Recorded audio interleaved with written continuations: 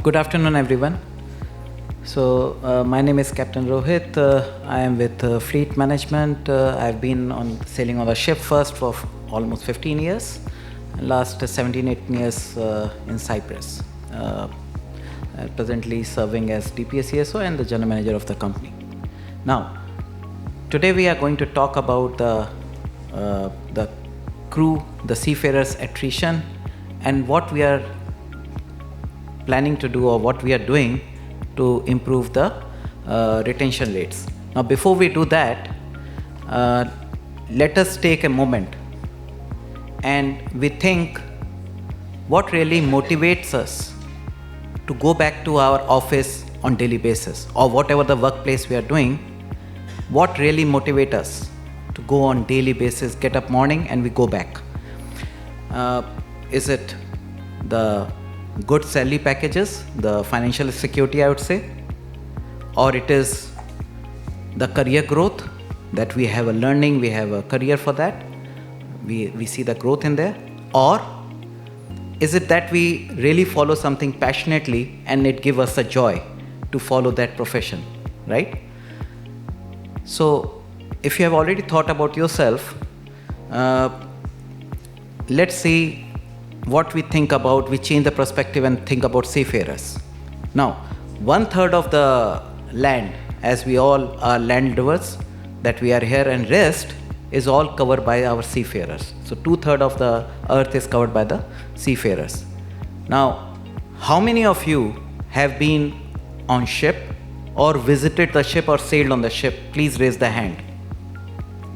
Oh, quite many of you. I did not expect. Great.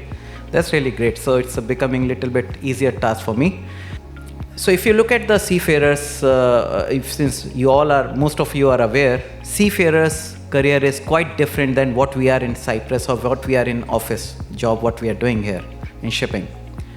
We go in morning time, we come back in evening. We have our family to look after and see them in evening. We have our own anniversaries, birthdays to celebrate, timely manner. But on the other hand, as you all know, seafarers don't have that liberties. The work conditions are quite tough than what we are doing here. Even so much so, the seafarers who have sailed on the ship, to type a one-page email sometimes is really nightmare, because the ship is really going in a very rough conditions, and sitting in a chair, even for a captain or any other officer to type an email become tough. It comes to your mind, the seafarers, what do you image? What you have an image? We already had a previous panelist and the speakers. We talk, majority of them are coming from developing nations. Apostolos just mentioned, just 1% in Greece. Majority are coming from, as he rightly mentioned. Now, when we look at FML, the demographic is, you can see very clearly, majority are Indians. After that, Filipino, small Chinese, East European, very small numbers. So that's the demographic that we have. If the developing nation seafarers are coming out at sea, what we feel sitting in Cyprus is very good for them. A career is very good, very lucrative, because if you look at the employment sector in developing nations, the job market, not that great. So it's a very good career. If really it is that great career and it is coming from one has to think, why are we talking about attrition now? If it's so lucrative, they should be going back. No, but they are leaving. They are not rotating. They keep leaving one company to another and coming back ashore for something or the other, right? So we did we have around 650 plus management ships. We are second largest now, so we had a quite good data. I had run a kind of survey. What are seafarers? We have around 18,000 plus seafarers. What are seafarers think about? What are the factors of attrition? And these were the factors came up on the top 5.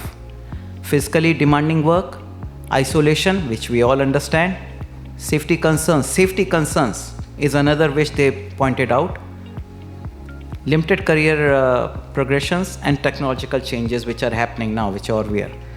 What we have been trying to do the strategies to overcome on that, and maintain the retention are following. Of course, we are in market, so we have to be very competitive salaries that we have to offer them to compensate that they are isolated there and the life is quite tough. Skill development, of course, we have training institutes in Philippines, India, where the majority of the seafarers coming. Well-being program, I'll be talking about well-being program. Our previous speakers have talked about, the previous panels have been talked about, but now you'll see the implementation of it. Employer assistance initiatives, which is also taken care by well-being, the fleet care we have, and the training. There are few things, since we talk about the safety aspects, since the seafarers highlighted, they have a safety concerns. These are the things to retain our crew and facilitate their work on sea. We had dedicated cells where we had, just to name it, it's like we have various MOU cells, the PSCs which they are calling. We had a security cell, because now security has been talk of the town, especially with Red Sea and Gulf of Aden, you see. Before it was West Africa. We had in-house clinical psychological doctors, 12 of them. Again, they have been assisting us in welfare, fleet welfare of the crew there. So apart from this, we took one step forward. After the survey, we took one step forward, and we wanted to see exactly that we have a hands-on approach on the addressing those issues. And total, if you look at the total 3 areas that I have categorized, which we need to focus upon. Ensuring better life while on board, when they are serving on board, better life. Focusing on health and mental wellness, not only when they are at sea, but they are ashore as well. Assisting in creating a better future. Since they talk about career progression, we bring this focus in picture. So these 3 focus areas I'll be talking about to maintain our retention. Now, ensuring better life while on board, what we are doing. The previous speakers and our audience mentioned about food, which is a fact. The food we don't rely on the captains, we rely on the cell. We have a quality catering cell. It is not up to the whims and fancies of the master, what he orders, and sometimes he's restricted because the ports are remote. We have a dedicated cell.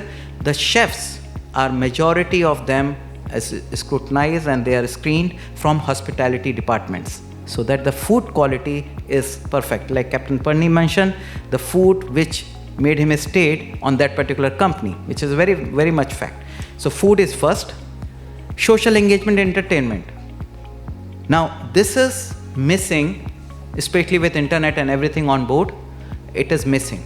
So what we are doing is, for that, the fleet care, the dedicated cell which we have, we make a planner. Like you have seen a planner of life-saving appliances and firefighting appliances, drills, we have a planner for this. So every month we have a planner, we circulate in the beginning of the year, and we anticipate and we expect all the ship staff to participate, share with us the photographs and the story, and we publish in Fleet News. So that is one. To eliminate the isolation part. Focusing on health and mental being, we have one program which is part of Shell as well. Shell has given us a lot of awards because we are running since 2010-11, last 12 years. So this is again run by our clinical psychological doctors which are there. This is a behavior-based program. Behavior-based program, sun and rain behavior. Sun, who understand everything and never walks by the unsafe practices. And rain, who rushes into the job and injured himself and probably the others.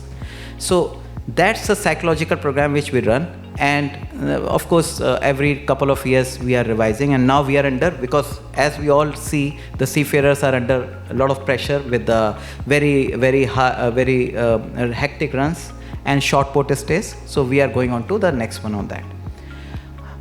This is the one which we have a cadet IC. They are sitting here, buddy on board. Now this is where we are focusing. Like seafarers who are already 10 years on the ship, nothing going to happen to them. What we are worried about the trainees, what we are worried about the cadets, what we are worried about the newcomers who are coming and trying to experiment their hands at the sea. So buddy on board, what we are doing, like young cadets like who are sitting here, I see in front of me, similar age. So the third officer, second officers, or 14th year or 13th year are the one who will be their buddy. And they can share anything, they want to learn anything in their career, they can learn. Otherwise, main it is more for the sharing, which they probably not able to do with senior officers like master and chief engineer.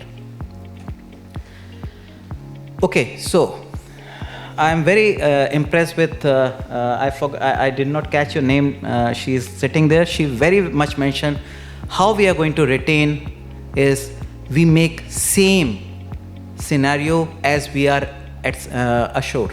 For the seafarers, we have to make similar kind of, not same, then similar kind of lifestyles what we are living. We all serving a particular company, we all have medical benefits, whether we are on holiday or when we are in office, right? Same thing should apply to the seafarer. That is not only the P&I who is covering the insurance of the crew, we give the insurance to the seafarers also when they are ashore. So the family is covered throughout the year. Seafarers are covered when they are on board, covered by P&I, rest of the time covered by under this coverage. So this is a very big benefit for and that is how we bring them like us, that we cannot say they and we are we. So when we talk about seafarers, we need to make a part of our journey, right? Now fleet care. So these fleet care, there are almost 12 ladies which are there in doctors. They have been taking care of the crew when they sign off, and they take their feedbacks of the performance on the ship, of the welfare which has been taken care by the company and the staff. They are payroll employee of our company. However, they are totally independent. Their report goes directly to the managing director, not to us. And from there we learn many things where we are lacking, what we need, what our strengths are, and what our weaknesses are, and we try to improve on that. And that is what they like, and they feel this is an unbiased platform, they can use it. Because if I am a captain, right, I was sailing as on the ship as a captain. Now if a captain or ordinary seaman or a cadet call me, I'll think more professionally, and probably I may not be able to, if I'm not so trained and well briefed, I may not be able to focus so much on the human element, which, sorry. Okay, so I have a running time now. So the crisis response network, which they will be contacting them, assisting in creating a better future. Gender diversity. Okay, I will not say many female officers or the engineers that we have on board now. We may have less than 1%. However, we are making a way. There was a discussion on accommodation and fitting there. So what we have done on this is, the first thing is PPE, personal protective equipment, that we are making as per the gender. So that is one. Buddy referral.